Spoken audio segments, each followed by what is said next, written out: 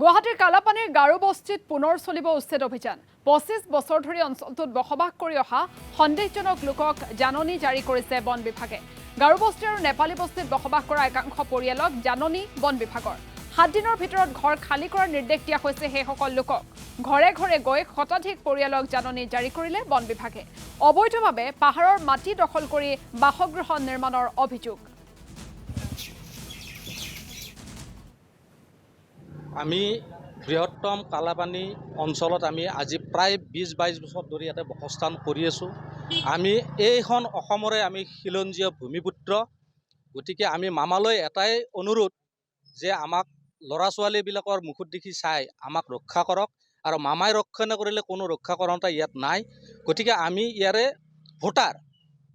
গতিকে আমাক ইয়াতে বৃহত্তম অঞ্চল, আমি ইয়াতে বহুত জনবসতি, ইয়াত বিভিন্ন ধৰণৰ মানুহ আছে, গাৰো, কছাৰী, ৰাভা, মিচিং। গতিকে আমি অসমীয়া, মুছলিম আমি সকলোৱে আছোঁ। গতিকে আমি সকলোৱে ইয়াতে মিলাপ্ৰীতিত আছোঁ। গতিকে এইখিনি যাতে আমাক সকলোৱে মিলাপ্ৰীতি থকাৰ কাৰণে মামাই আমাক ৰক্ষা কৰে, সেইটো কাৰণে মামাৰ ওচৰত আমি অনুৰোধ। আমাকো নটিচ দিয়া হৈছে যে আমি খিলঞ্জীয়া ভূমিপুত্ৰ, আমাকো নটিচ দিছে।